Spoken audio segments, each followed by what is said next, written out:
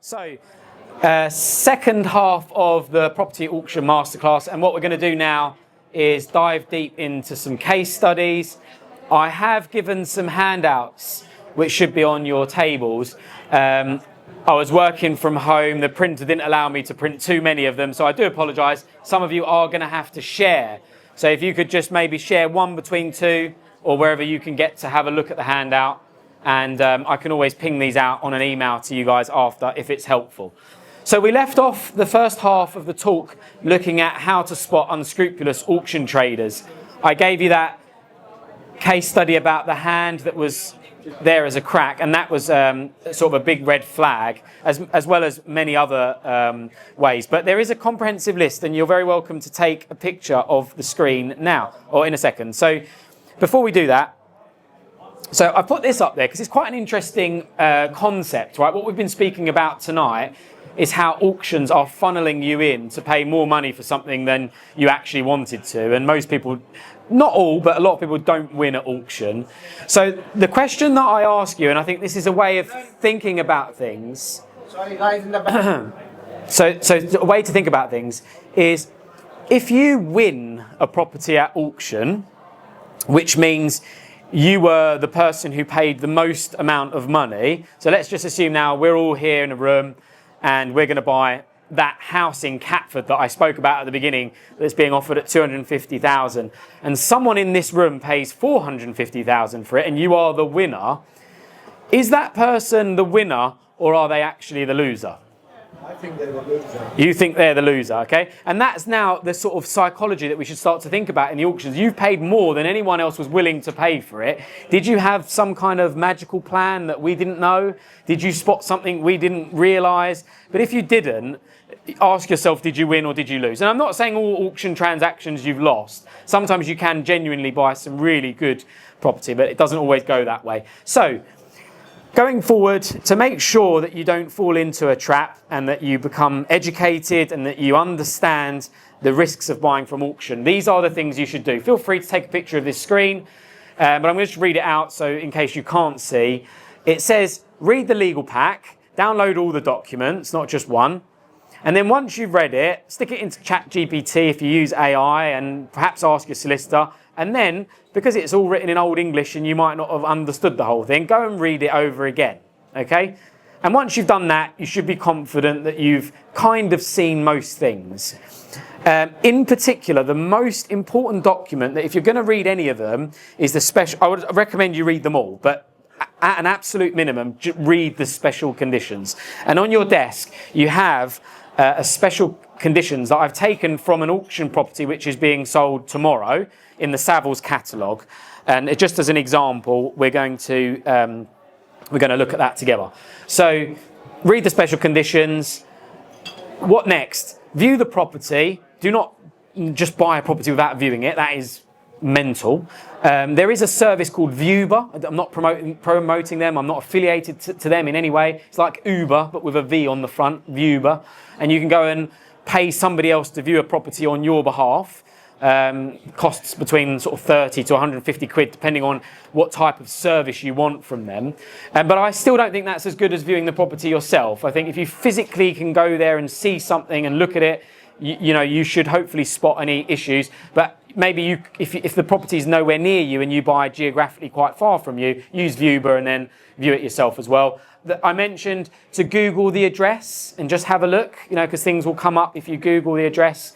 I once was about to buy a property. I Googled the address. I then realised that the whole building had been burnt down and rebuilt, and I didn't know that prior to wanting to buy it. Another property I Googled, someone had been murdered inside the house. I didn't realise that. It was then in an auction. And I'm not saying I wouldn't want to buy those properties if they were good value, but it's just knowing what you're actually buying.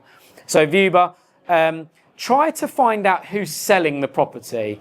Are we dealing with an auction trader? Are we dealing with a pension fund? Is it a repossession? Those things will put you in good stead to know the mindset and who you're actually going to be buying from. Another really good tip, and I do this when I typically try to secure something, is I'll speak to the neighbours. So knock on the neighbours' doors. Some people are friendly and some people are not. You just have to take the rough with the smooth a little bit. You might get a door slammed in your face, or you might get someone who's really friendly and they might tell you the entire history about that property, and you might have some advantages knowing some stuff that other people that might want to bid that property don't know about. That's just a quick knock on the neighbour's door. Sorry to interrupt, but I just wanted to introduce a sponsor of the channel. Trinity Finance is a directly authorised FCA regulated mortgage brokerage. Founded in 2015 with over 30 mortgage brokers, we're really well placed to help you with all your property finance needs.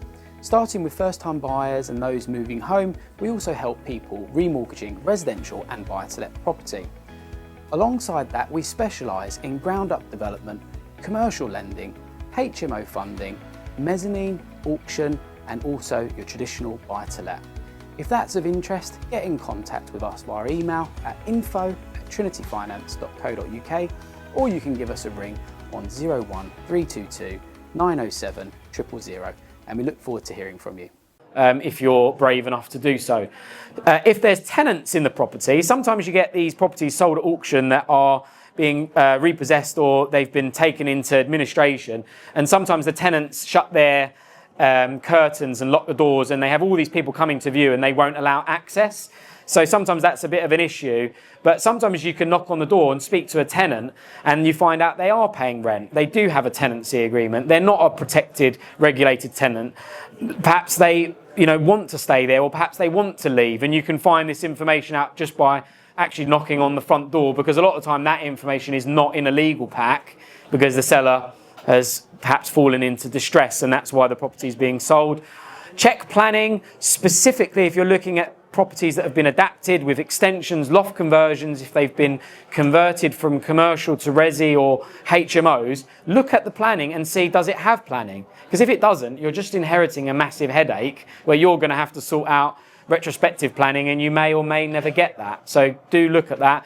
Building regs is tricky, and a lot of people don't look at building regs, but if a property's had a 6-metre rear extension and a loft conversion, that doesn't mean that they got all of that work signed off by building regs. So you need to go and look at that, and sometimes properties are in auction because they don't have building regs sign off and they couldn't refinance the property. It's mandatory requirement to have all your building works checked. So you can Google the address, you can put it into the local authority's website, and it will tell you the status of the building regs, and you can request further information if you want to.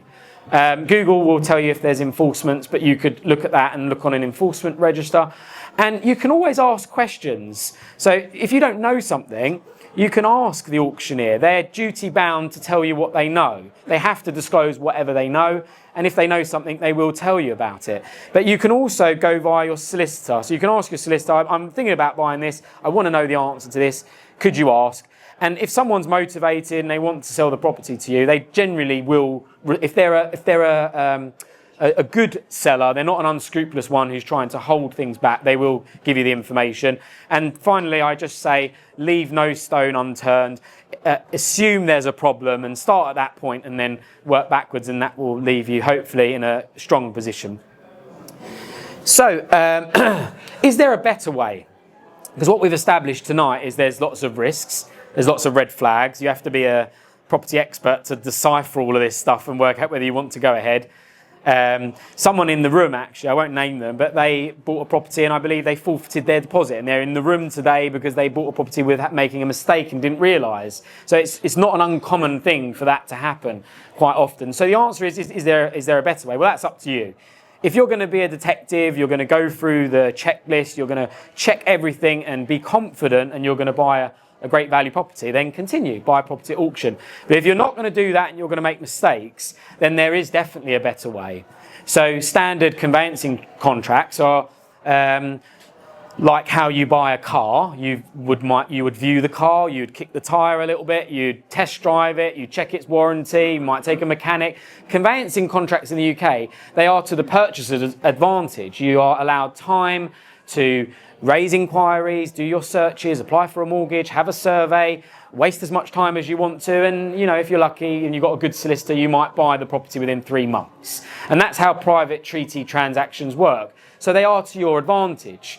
So Buying before auction is a fantastic way of securing property, and I'll explain why. Also, buying after auction is another fantastic opportunity. Not buying through auction at all is another fantastic opportunity. And that sounds a bit strange coming from someone who's teaching you about auctions, but some of the best properties you'll ever buy are structured outside of the rigid auction timescales.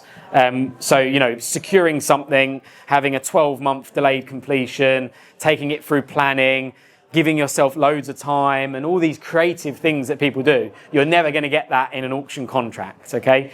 So let's just touch on before auction. How do you do that? Well, the first thing is you need to understand if the seller is an institutional seller or they're bound to sell via an auction contract, they're not going to sell it to you before auction. So if it's a repossession, they can't sell it to you before auction. It has to be an arm's length transaction where anyone could buy it under the hammer, and so that's just a waste of time.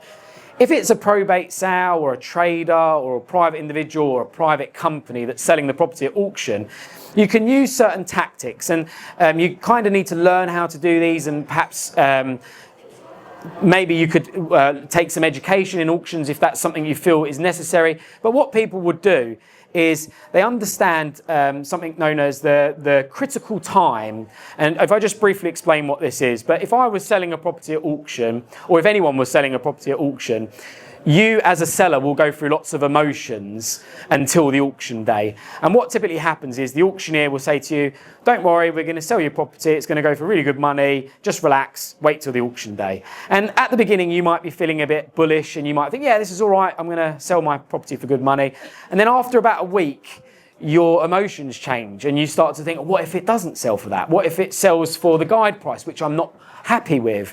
What if I don't get 450,000, I only sell it for 300,000, I'm going to be really upset. So your emotions start to change, and then you'll feel bullish again because you'll talk to the auctioneer and they'll say, don't worry, there've been 10 people download the legal pack and we've had 5 viewings, and they'll give you some confidence. And then unfortunately you'll talk to someone else who'll say, oh, I bought this really good deal at auction, and you'll feel like yours is going to go real cheap, and your emotions will go up and down throughout the auction cycle until close to the auction point. The critical point is 48 hours before the auction.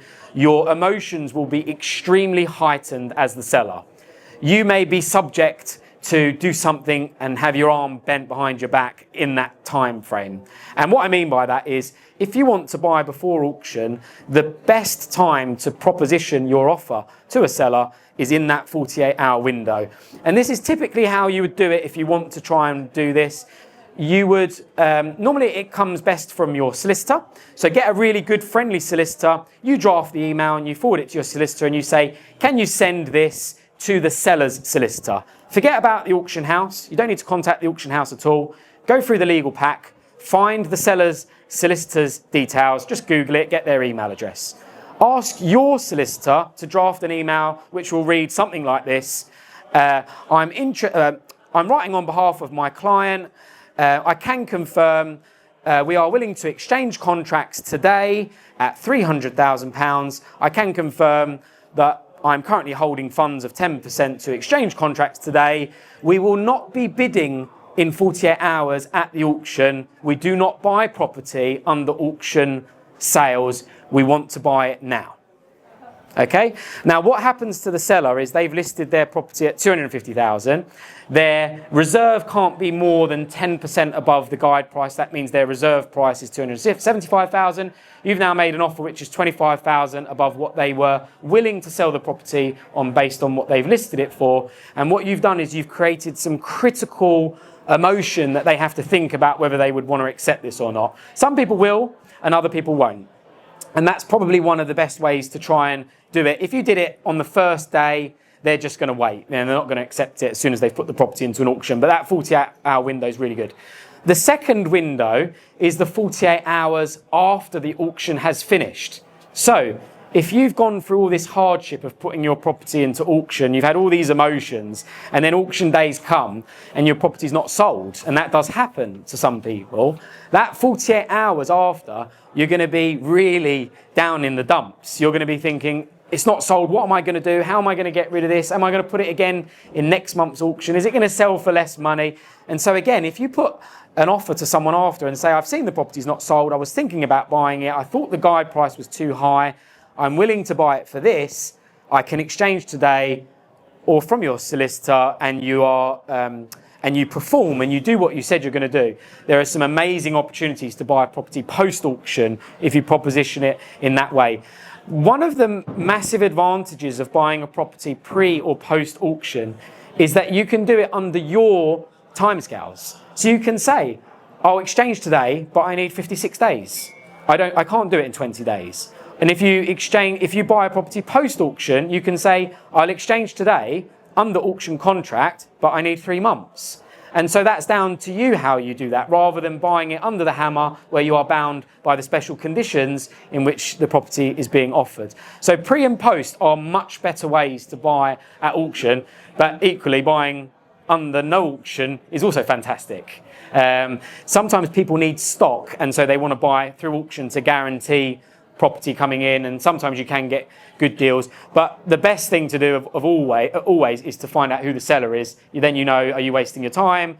Are they an auctioneer, an auction trader that's maybe never going to sell to you, and it's all a big waste of time? So knowing the seller will allow you to work out how you proposition that. And I think the key thing really is to be ballsy with it. You know, if you're a seller and you've had that email come in 48 hours from your solicitor saying, we've got someone who's willing to exchange now, but they're saying they're not going to bid at auction and they're willing to exchange today, you are in really a bit of a dilemma about what you do. And that's kind of what you want to do to the seller. You want to make them in a pressurized environment, just how they're going to make you be in a pressurized environment in 48 hours when you're having to bid against all these other people. So pre-auction, you are moving the competition out of the way. Bidding on the day, you have huge competition. Post-auction, again, you move the competition out of the way. So try to use those as your tools if you do go on and buy from auction.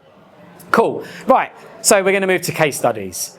And hopefully you're going to feel like you're back at school and someone is going to teach you a little thing or two, and I hope that you'll learn a bit from this. So let's get into it. You should have some handouts. The first one we'll look at is Arlington House. Let's find my one. It's here. Right, so there should be this handout here. Does anyone see that? Yeah. So just a brief summary of what this is. Let's just quickly check that. Okay, go back one. Don't put that one up. Go back one with that. Okay, cool. Leave it there. So Arlington House. So this is Margate. Now, what I wanted to do here is I've just picked an auction lot. This is from an auction company called McHugh & Co. They're based in London. Green logo. Very big auction house. And this is lot number 156. Arlington House in Margate. Okay, if you look at the photos, if you can squint and see them, you'll see that this is a flat in a sort of tower block looking building, and it's very cheap. It's being advertised for opening bid of £30,000, and I'll just read the description. Leasehold with a term of 114 years. Now, what's quite interesting when you read that, it's a little bit misleading the way it's actually written. So it says, and I'm not accusing the auctioneer of writing that in any misleading way, but wouldn't it be better for it to say 50 years remaining at the beginning rather than at the end? It says leasehold for a term of 114 years from 1st of October 1961, thus having approximately 50 years unexpired. Now, clearly you're going to read it all, but I just think for transparency it might be a bit nicer to have that at the beginning so the incoming buyer sees, right, this is a 50-year remaining leasehold flat for 30k. It does say it again a bit further down, so to be fair to the auction house, they've done their disclosure and it says lease duration 114 years, 50 years expiring. They've got some other information on there about where it is. So it's a self-contained 14th floor flat requiring modernisation with sea views of Margate. Don't know it that well. It's purpose-built with accommodation comprising 2 bedrooms, entrance room, living, kitchen and bathroom, right? So it's just a cheap flat, essentially, with 50 years. So what we need to do as an incoming buyer, does anyone buy short lease flats here? Is that a strategy that people might use? And has anyone bought a short lease flat before? Yeah? Yeah? So people do it? And you can make money out of doing this because there's ways of increasing the value by extending the lease and modernising and that sort of stuff. But you've got to ask that first question that I said about why is this property in the auction in the first place? And you don't know much about this just by reading that auction listing. Okay, so let's skip forward to the next slide, and we'll have a look. Yeah, let's go to the next slide. So here's what you need to know, and you can find this all out on the internet and by just doing some homework. So this flat has 50 years remaining. The building is currently going through it's classed as active building risk, and there is some enforcement context. So in May 2025, the council have enforcement and hazard awareness notices on the building. They're concerned about the structural concrete and the fire safety of the building and the compartmentation between one flat to the next. So there are some major upgrades needed to this building. It's got these insurers and lenders that are potentially wary of lending or insuring the building. It's also got a history of works, major works. If you read the legal pack in detail, you'll see there's actually been some tribunal disputes, and there have been repeated cases. In 2021, there's been some decision allowing loads of money for a lift refurb, 680 grand on account to repair the lift in the building. Short lease, obviously that comes with its issues because we've got this leasehold reform situation, which we're still a bit unsure about. Is marriage value being scrapped or not? Mainstream mortgages are potentially unavailable. You might get some very expensive commercial finance on it or something like that. But you've got the whole cladding situation, and statutory lease extensions may apply, but do you need to own it for 2 years or not for 2 years? And there's recent reports of deterioration from the building and the communal areas in the local press. If you type the address in, you'll see that in the news. And so what that indicates, I've just put some notes. The service charge at the moment is like £2,000 a year.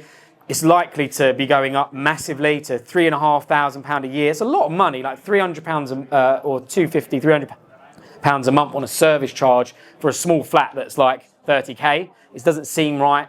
The enforcement notices, deadlines, fire risk assessments. There's been structural engineer reports on the structure and the compartmentation, reserve funds, arrears, insurance issues that are maybe excluding subsidence, the lease term and extension route. Are you going to go statutory? Are you going to try and do it informally with the freeholder? Do you know who the freeholder is? Are they amenable? And the lender's appetite. Can you even get a mortgage on this? Right, who wants to buy it now? Anyone? No? Now, you may not know all of that. And if you're not sophisticated, you may dismiss this information and you may just think, 30k flat in Margate and I'm going to be able to see the sea. Fantastic. Bob's your uncle, you know. So just be wary of what you're looking at and do the due diligence, and it will uncover. Really, that took me 5 minutes to work that all out. Honestly, that's how quickly I can pull that information from the internet, and so can you. Yeah, there's lots of tools out there that you can look at this stuff. In particular, I'm not affiliated to this firm in any way. There is a company called Essential Information Group, EIG. They are a fantastic tool for people buying from auction. It's basically a live bit of software that has an archive of every auction listing that's ever gone for sale. And it's a subscription base. It's not cheap, the software, but if you buy from auction, it's amazing. Because what it will do is you can put this address in to this software, and it will tell you every time this property has potentially been offered for sale at previous auction houses. And that is a big red flag. If you see this flat has been from Savills to Allsops to Auction House London and to various auction houses, and it keeps selling or not selling, you know, you'd want to know that if you were going to go and buy it and seen it's been through the cycle of all these different auctions. So hopefully that's taught you a little thing about what to look for. Let's just go back. Right, we're going to leave that on the screen and we're going to go and look at, let's look at this one now, which I've not put up on the screen, but you should all have this Clive Empson document. You may not have one. If you haven't, just sort of shuffle up next to someone, grab a copy and try and have a look at it. But I'm going to give a brief summary of what this is. So This is lot number 2, Clive Empson in Kent, one of the largest auction houses. Did anyone know that Clive Empson do not list their properties for sale on Rightmove? Does anyone know that? It's quite interesting actually, because most auction houses want to list via the main property portals. The history I don't know, but they decided no longer to list their properties on Rightmove, and they have such a large database and a mailing list that they seem to pull in huge traction for their auction lots. And this is one that stood out to me. Now, the reason I picked this out, some of you might look at it and go, bloody hell, is he having a laugh? He's showing us something that's being offered at 1.5 to 1.8 million pounds. Huge land with the property. I'll read the description in a second. But just before I talk about why I think there's opportunity in this lot compared to why there's not much opportunity in some other lots. If you recall the case, the example I gave about the house in Catford for 250k. Okay, how many people want to buy that house that's 250k in Catford? The 300 people that I mentioned that will go there to view it all want to buy that house. How many people in the room or who look at these catalogues have 1.5 to 1.8 million that want to buy this mixed use property, which is essentially residential, commercial, grazing land, pretty complex in a very highly affluent area of Sevenoaks. It's freehold. It's got lots of things to it. It's got some... I'll tell you what it is. Let's have a look. So it comprises of... My notes are on my phone. Let me just briefly tell you. Right, so it comprises of 11.6 acres. It's a mixed estate across three freehold titles. There's 3 titles to the land. There's a big 7-bed house at the front of the land in sort of disrepair. There's an annex, and then there are 9 light industrial units, a paddocks, some stables, another storage yard, and various cabins, all that are there already. They're currently on the site, and I would say lots of angles to this site, because you kind of got to ask yourself, who would want to buy 1.5 to 1.8 million pound commercial, resi, industrial, income producing, some residential element, lots of land, loads of titles. It's a kind of a unique thing. And typically the deals in auction that I've seen many times over the years are the larger value ones that have potentially asset management opportunity or break up value or planning uplift or something that you can actually do to it. So on day one, this lot is cash flowing £112,400 per annum. If you take it against guide, 1.5 to 1.8 million, that's roughly a yield of 7.5%, which in Sevenoaks, I mean, you wouldn't mind that, 7.5% on your money on day one. There's multiple income streams, which reduces risk in a sense that it's coming from multiple places. It's not all just from one lease that's producing this 112k. There's clearly value add. So the EPC on the house is currently an F. It potentially might need knocking down, or it might need improving massively. And if you look at the capital values in Sevenoaks, they're very high. And so potential reinstatement or refurbishment will add significant value just to the house alone. Or it could be remodeled into flats. The house is that large that it could be, and it's, as I said, got an EPC F, so it's a bit run down inside. Then there's the annex or cottage. That's got an EPC G, so these are low EPC ratings. You can find this all out on the legal pack, or you can look at the EPC register. So you can see, again, that's in disrepair, and it's probably being sold under value in an auction. Again, that might be sold off at a nice premium, or could be let out or refurbished. So this is the classic sweet spot auction property, loads going on with it, really complicated.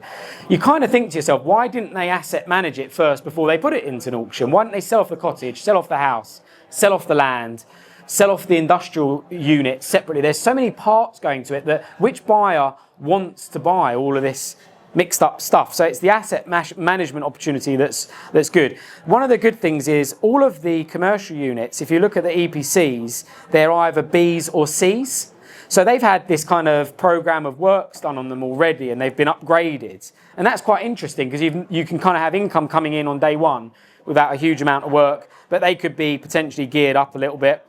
Now, what to look out for, and I don't know if you turn the page on the document, you should hopefully be able to see towards the back, there's some photos of all of the various parts, kind of that page there, and then on the page after that, there should be a sort of title plan. Again, you're going to have to squint a little bit, but if you can see the red outline on the second to last page, you can see the extent of the land being quite a substantial piece of land. If you're, if we think about who wants to buy this, if you're a developer, okay, and you see this piece of land and you think, right, lovely bit of land, I might be able to turn this into loads of residential units and sell it in Sevenoaks. That could be an angle. Most developers wouldn't want to buy this. And the reason being is there's no planning. Also, if you look into the details, the property is in Rootham, Sevenoaks, TN15, and it sits within Greenbelt. It also sits within area of outstanding national beauty, Kent Downs National Landscape, this area from new residential development. So it has those issues. So a developer will look at it and go, oh, we're not going to be able to do what we want here, or we're going to be battling with the planning authority for a while. And we would want to buy this subject to planning, how developers want to buy, using options or delayed completion or promotion agreements. So they're not likely to want to secure it. So when you look at that, the developers are no longer looking at this site. It probably gives another distinct advantage that someone who may want to do something with it. And so the kind of different things that someone might look at is because there's lots of commercial, residential units of varying types, stables, barns, all these things that are on there, the planning officer at Sevenoaks Council, whoever got a planning application here, might be amenable for conversion of those units to residential, which, you know, if there's already dwellings or substructures, that will be, and there are permitted development rights that potentially could be used. But it's going to take time. And so I'm not for 1 minute suggesting that any person in this room should go and bid on this property. I just logged in to Clive Empson before I started this, and there is a bid on it at the moment of 1.3 million. Someone started the bid 200k below the guide price. Homework for you, exercise for you all, if you're interested, and it might create some entertainment from tonight's talk. Go and have a look tomorrow, log in to Clive Empson and look at lot 82, and let's just see what this sells for, okay? Because now you know a bit about it and what the potential opportunities are. Let's see what someone was actually willing to pay for it. And a disclosure from me, it's not something I'm buying. It's just to show you guys that these opportunities are out there. They do require you to have some deep pockets, but you know, if you can convert half the stuff that's there on from commercial to residential, the price per square foot in Sevenoaks is so high. You know, I did some quick numbers, and I think just getting planning on some of it, you could make some of those units, the sort of GDV, excluding the house and all the industrial units, you could probably add 3 million onto the GDV just by getting planning on various parts there and not actually building it out, and maybe flog that bit onto a developer who has the skill set to build it out. So there's lots of angles. Please don't go and buy this property off the back of this talk, okay? Please don't do that. Or if you do, it's on you, it's not on me. I've got a question from Jazz in the corner. Not a question, but I actually know someone in Kent bought a small holding like this near the Hood, there's All Hallows Peninsula, and they opened a chicken farm, and they just sold poultry to the catering industry. Yeah. To Dubai. Yeah, and so because you know, there's a terminology that we typically, the people that get into auctions and look to not just auctions but build a property portfolio or do stuff in property, and there's this thing we talk about regularly called multiple exits. And when you look at this, it's got every exit. It's got commercial, it's got residential, it's got investment, it's got land. And all these things can be fragmented, and they've all got value, including what Jazz has just spoken about, like maybe a chicken farm or a lease to a. Yes. Why wouldn't this be something that you're interested in? Just say that again. So why is this something that you wouldn't be interested in? That's a very good question, and it all comes down to this thing here. See this pocket here? Look, it's completely empty there. and that's why I'm all out on various other things, which I can show you a couple of them a little bit later on. But it's very interesting, and I'll be honest, if I had some money and I wasn't in lots of other projects, it would be interesting to me. I would like to try and buy it pre or post, and I'd like to get an exchange with a longer delayed completion to do something a bit more creative with it. And so, you know, if it doesn't sell next month and then there's some opportunity, and these are things that you have to track and monitor and stuff like that. Cool, okay, that's that one. So what we'll do now, if you show me the next screen, no, leave that one, go back. Let's now jump into the special conditions. So you should have this document here. Does anyone not have this? I've got a couple of spare copies I could pass out if you haven't got one. That's the special conditions. Where are spare copy? Here. Just that one. I've only got one spare copy actually. Take that. Cool. Does anyone need a spare copy, guys? Actually, I need one back to read from. Sorry. Is that not? I'm going to read it out to you. I'll give it to you at the end. Yeah, is that okay? Because I need one to read from. Sorry. So sorry. Yeah, cool. Okay, so this is. You can share with you have a copy, yeah? This is from. Daniel, you can share with them. So this is the special conditions that I've downloaded from a property that's being sold at auction. The address is on there. It's not really relevant, the address. And this is kind of standard of special conditions. I mentioned many times over, you should read the special conditions. If you don't, you're buying a property blind. And what I wanted to do is decipher this with you and talk about it so we can see where the risks are. Now, I have actually put this all onto a page that I'm going to give you the answers to, okay? But we're going to do like question and answer, and then I'm not just going to tell you the answers straight away. So let's read through it, okay? And then I'll tell you where the potential issues are. So standard conveyancing contracts, they have the ability for you to read it, send it to your solicitor, get them to look at it, raise inquiries, amend the contract, take your time. When you buy under auction conditions, you are bound by whatever it says in this set of special conditions. So if it says, on completion, the buyer must paint the front door pink and he may never change it, and there's a restrictive covenant, that is what you have to do because it says it in the special conditions. It's the most powerful, highly ranking document in the auction cycle. It's the one that you should always read. Okay, and this set of documents is downloadable, and if it's not there, that would be a red flag for me if there's no special conditions. Okay, so take it away with you, and I can email it. If you send me your email, I can send you a copy of it as well, and read it properly this evening. But I'm going to just talk through what I found when I read this set of special conditions, and sometimes people wouldn't even read it, and that scares the life out of me. So this is heavily seller biased, not for the person who's looking to come in and buy this property. It puts every risk on the buyer. And in summary, there's additional costs for many things. You have to complete regardless of disputes, defects, or occupiers, and it demonstrates why scrutinising the legal pack is so important when bidding. So let's go through them. The first one, quite early on in the special conditions, is around vacant possession caveat. Okay, it says, when you read it and you translate it into plain English, it says, you must complete even if the property is squatted or unlawfully occupied and the buyer bears eviction risk. Okay, so it means if you buy that property, someone's in there, someone's squatting in there, someone moves in there, that's on you. If there's a tenancy agreement that appears out of nowhere, it's all on you. That's your risk. How do you mitigate that? On the day that you are going to bid on that property at auction, go to the property in the morning and look if anyone is living in the property. Yeah? Don't do it 2 weeks before when you viewed it, because there might be someone living in it after that. Yeah? So then you mitigate, or to the best of your knowledge, you've tried your best to mitigate that issue.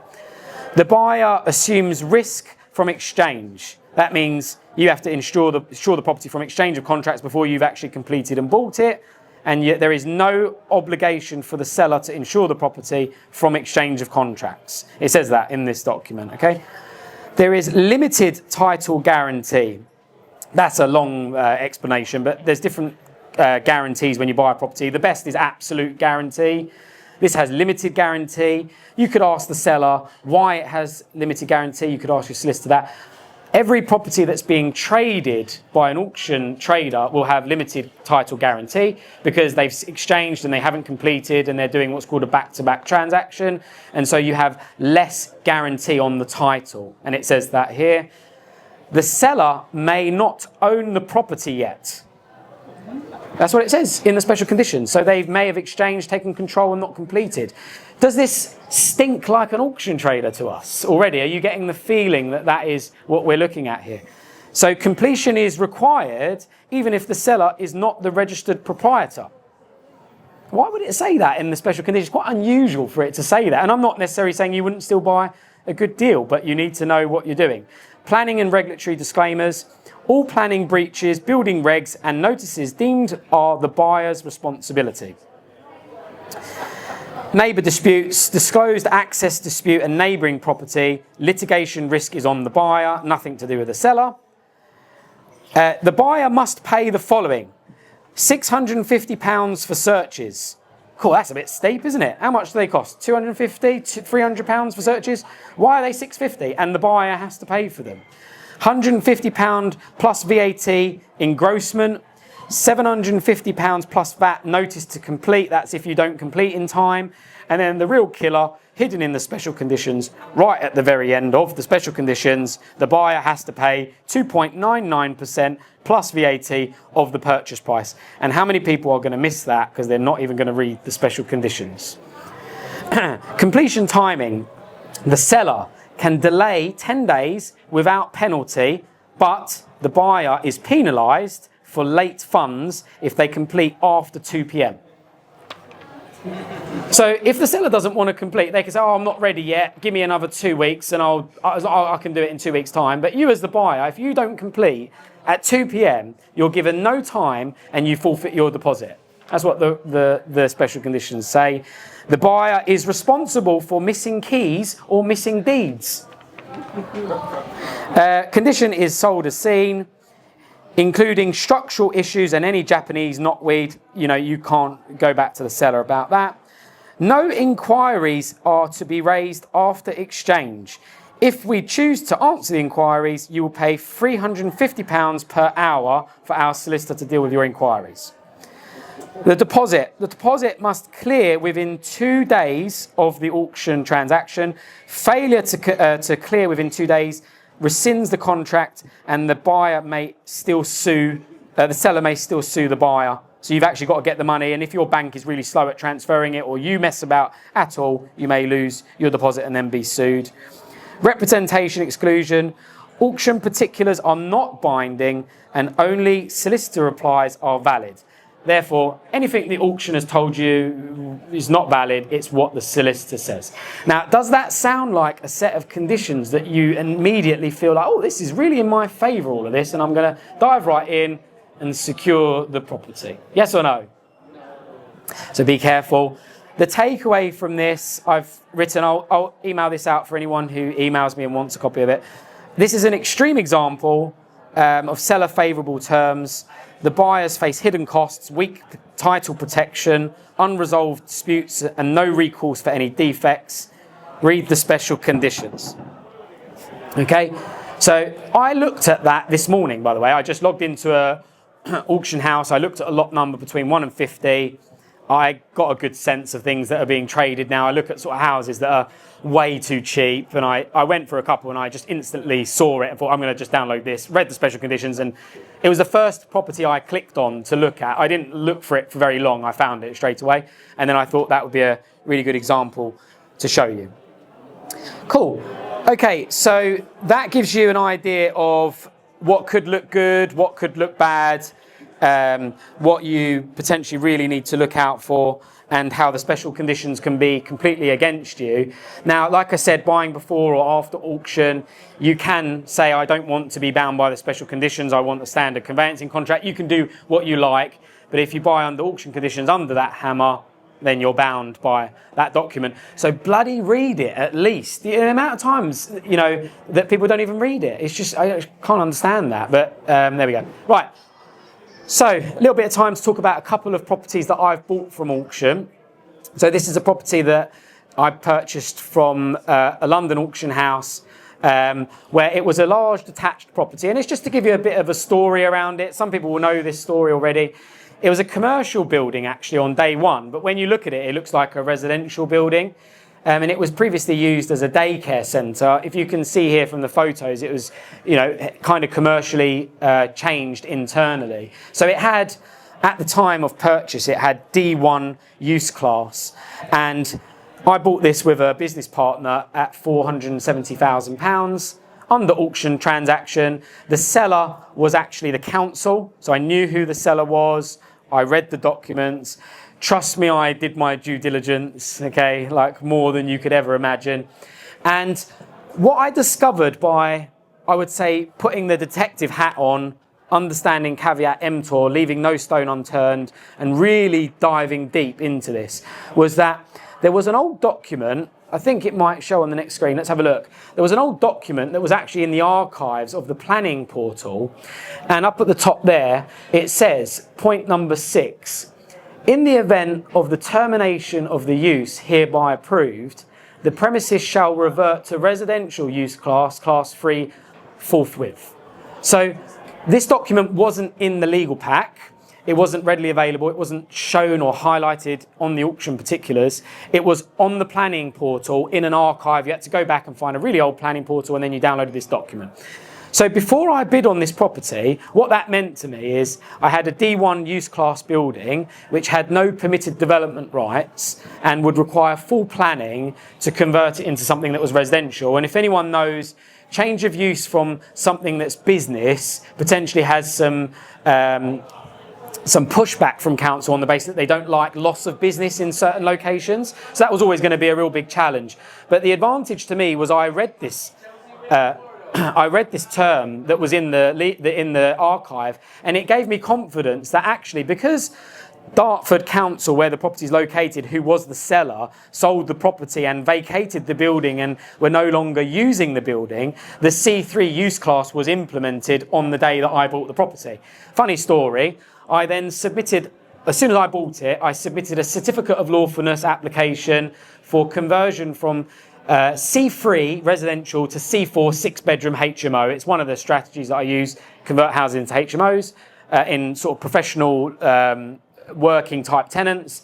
And the case officer, the planning officer, after the application was validated, emailed me saying, you cannot submit a certificate of lawfulness. This is a D1 use class building.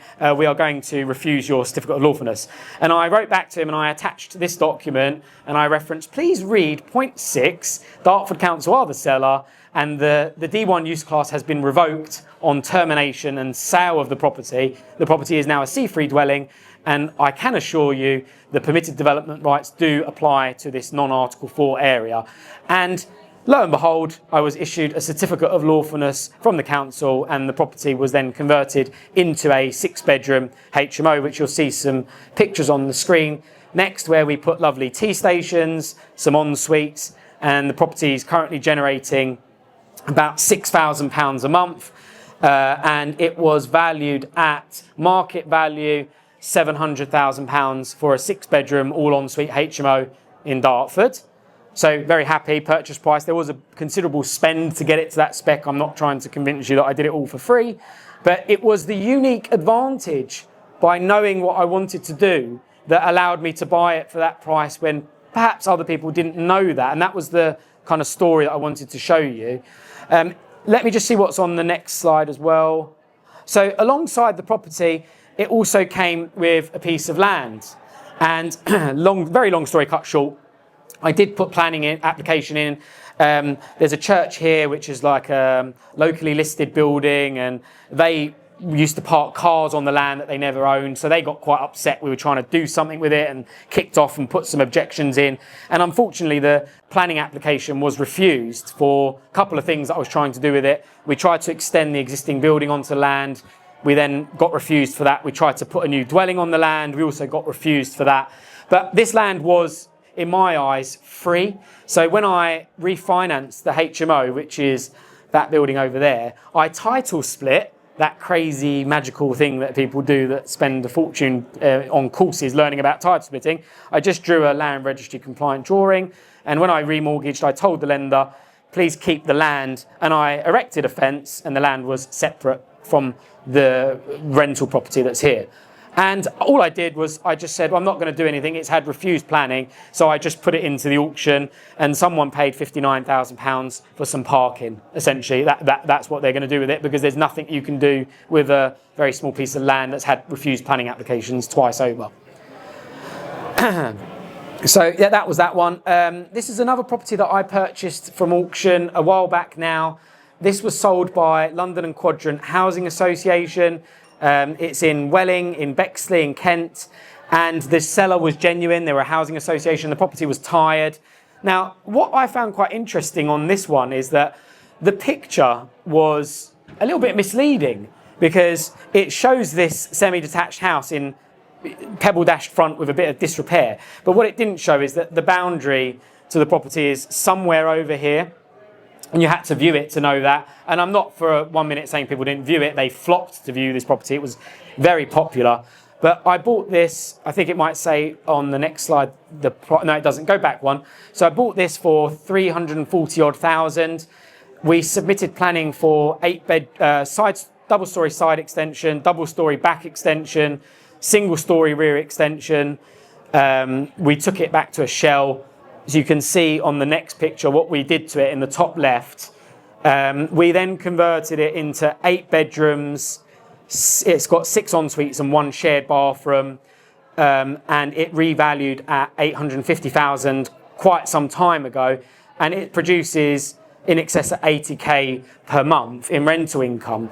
Now, that property there was unique because the marketing details wouldn't have attracted as many people if they'd shown the wide plot. More people would have come to have looked at it. And that's one of the things that you'll see some auction houses are very good at doing. They have the widest angle lens and they show you from a distance, look at the extent of the plot. So you had to physically go there to see that. There was also a clause that I think put a few people off in the special conditions, which said the property is owned by a much wider title. London and Quadrant Housing Association owned about 100 houses on these local roads, and this property was on the same title as all of those other properties. And they said in the documents, although we want this completed in 28 days, we need to title split this from this other section, and we need approval from this insurer and this lender and blah, blah, blah. And we need this document called a DS3, and we don't know how long it will take, and you can't pull out, and it might take as long as possible. And when I initially exchanged on this, I didn't actually have to complete for nearly 6 months because the seller took so long to split it from all their other assets, which was fantastic for me because it allowed me to submit planning applications, discharge planning applications, line everything up, and that immobilisation period at the beginning, which you normally have to move so quickly, was all done before we put a spade into the ground. So some opportunities in auctions are there. You just need to find the needle in the haystack. I'm being told off. Let's go quicker. Final one. I had about 20 minutes to talk about this, but I'm going to do it in about 3. I bought this property at auction on my Christmas party in December. Everybody else was partying and drinking, and I was on my phone bidding on this a couple of years ago now. You can imagine what the people at work think about me, but there we go. Why did I tell you that? That was the point in telling you that. The auction cycles, there are months which are better to buy property at auction and months which are worse. So my favourite month to buy a property at auction is December, and that's for an obvious reason. Most people in December are thinking about Christmas, time with family, holidays, presents, all the things that you have naturally. I think about those too. But the auction cycle in December particularly struggles for a lot of the time. The worst time to ever buy a property at auction is actually February, because there's no auctions typically in January, because they have some time to prepare the February auction run. And so every Tom, Dick and Harry wants to buy a property in February because there's been no auction cycles and they seem to go through the roof. And that doesn't always apply, but just note that sometimes seasonality is also important as well. So I bought this in December. It was 14 garages with no planning permission, and I paid 221,000 for it. This was the extent of the title. And I could talk about this for a long time, but I don't have much time, so I'm just going to whiz through it. If you go to the next slide, what I did was, if you read the legal pack, it had a lapsed planning for 3 dwellings that was no longer valid. And what I did on day one is I just submitted the same planning application that had previously been lapsed. So I got this planning approved after some time and it's quite cheap, 221 grand for a load of garages in Tunbridge Wells, pretty affluent area. I submitted planning for 2 houses and a bungalow, and it was approved because that was previously lapsed, and you just needed to read the legal documents and you would have seen it's previously a lapsed planning. There's precedent for residential development there. And so that was easy, and kind of it was a bit of a risk. It may have been refused, but that would be a bit unlikely for them to say yes and then all of a sudden say no. Some complexities. This section at the back is a huge bank of grass, and the houses, for some strange reason, the architect had built the houses onto the bank and would have been a nightmare to build them, so that was a consideration. But we just built them, we just submitted as is. If you just pop to the next slide. Then what we did once that was approved is we amended the plans, and we went in for 4 terraced houses all in a row. There was a bungalow down here which was on a steep slope and would have been a little bit problematic to build, and it's much easier to pour a load of foundations for 4 houses rather than 2 separate builds. I paid 221,000 for it. I got planning approved for 4 houses. I then delivered the whole construction from start to finish. And if you look on the next slide, you'll see the 4 houses are built. They've all been sold. 2 of them are completed and money is in the bank.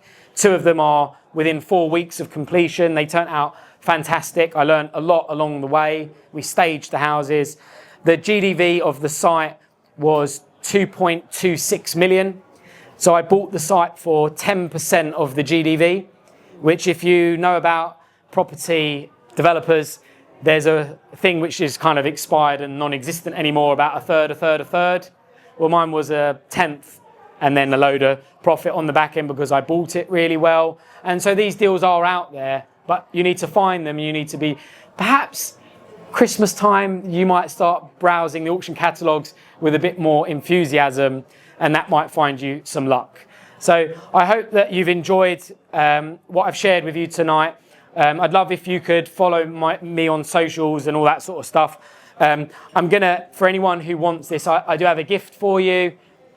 It will come across on an email because that's the easiest way. I don't want to print these things and waste more paper. But I have a very thorough due diligence checklist that I use myself when I look at things, and it goes through everything I've spoken about tonight, and you can just, next time you want to bid on an auction property, you can just go through it and tick the boxes, and if you want that, you just need to email me and I'll send it back to you. And I also have a max bid calculator where you can put in all the intricacies of what you're willing to bid. It will calculate the stamp duty for you, it will tell you what the legal fees are, what the seller's fees are, and then it will tell you what your maximum bid should be if you buy a property at auction. And I just ask one thing before I switch off, is that next time you buy a property at auction, use the max bid calculator, and whatever that figure says, don't get emotionally carried away, and just remember, OHM's max bid calculator, don't go above that figure, and that will serve you really well for any auction properties that you decide to buy in the future.